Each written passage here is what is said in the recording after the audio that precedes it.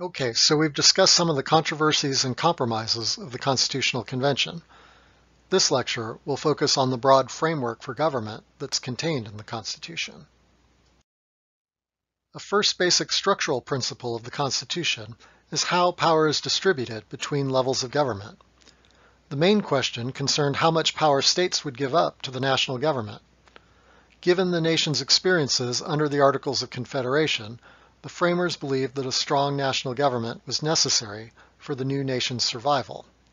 However, they were reluctant to create a powerful government after their experience with Great Britain.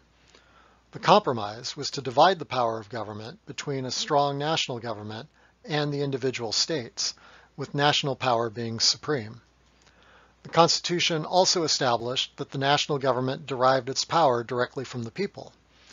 This is different than what occurred under the Articles of Confederation, which was something more like a League of States, in which the central government derived its power from the states rather than from the people themselves. It's kind of a fine point, but it was important to the framers of the Constitution that the new national government should have a more direct connection to the people, that this was a vital element for developing a common, shared national identity. A second basic principle has to do with dividing power within the national government.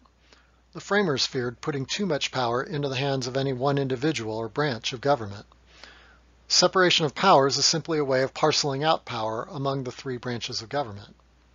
They created a system in which lawmaking, law enforcing, and law interpreting functions were assigned to independent branches of government.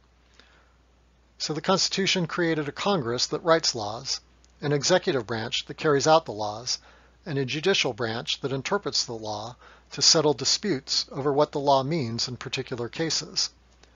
Each branch is given its powers by the Constitution, so they are considered co-equal. In other words, no branch of government is dependent upon the other branches for its powers. The officials who serve in each branch are different people. In other words, you can't serve in multiple branches at the same time. And there are different methods of selecting the officials in each branch.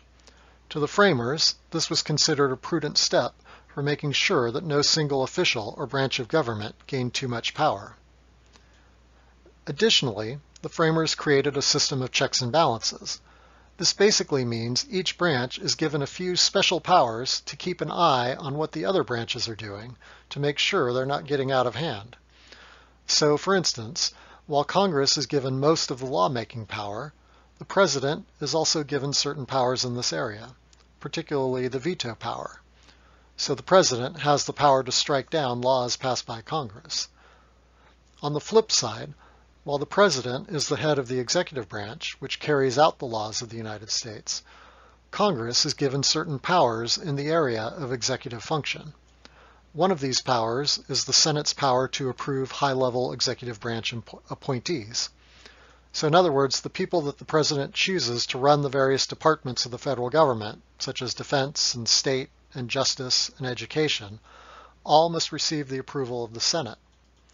Another more extreme check that Congress has on the President is the power of impeachment. If Congress determines that the President has severely breached the duties of the office, it may remove the President. I include this figure from your text to give you a sense of how extensive the constitutional checks and balances are. We will cover these checks and balances in more detail when we discuss each of the branches of government. For now, the broader point to consider is that the framers of the Constitution set up a rather complex system of government in which power is both separated and shared. Why would they want to do this? To answer that question, let's consider some of the concerns expressed by James Madison, who was the delegate at the Constitutional Convention who contributed the most intellectual support for the government framework that emerged from Philadelphia in 1787. Madison is one of the framers who was alarmed by Shays' Rebellion. He believed that disorder within the states was a serious problem for the nation, and he argued that the country needed to have a much stronger central government. Like most of the other delegates at the Constitutional Convention, he felt the national government under the Articles was too weak, that it couldn't handle economic problems, that it was poorly equipped to face foreign threats, and that it could not ensure domestic tranquility. So, in his view, a stronger national government was clearly needed.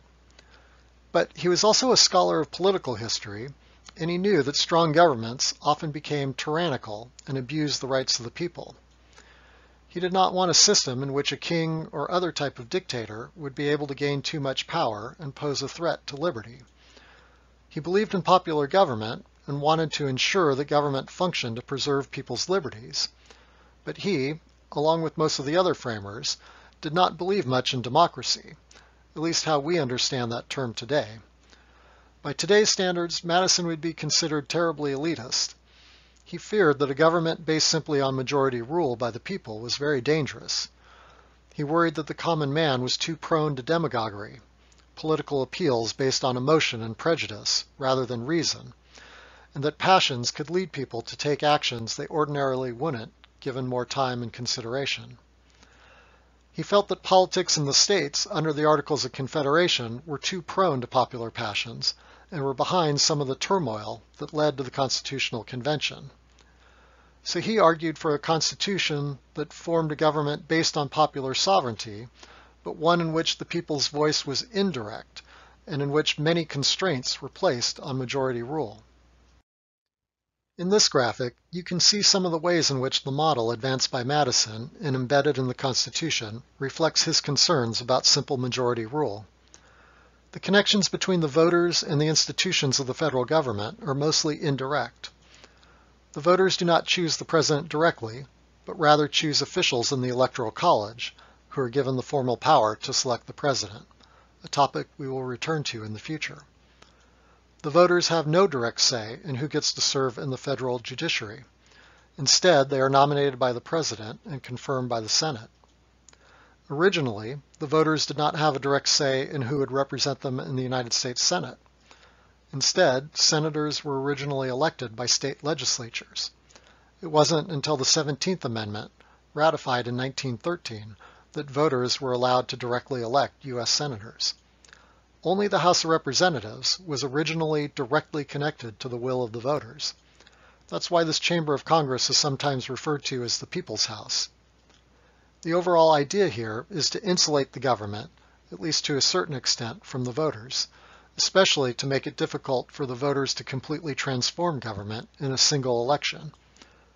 Combine this complex electoral process with the complicated matter of checks and balances, in which multiple officials representing different branches of government have to agree with one another in order to get anything done, and you have a recipe for a government that is slow to act.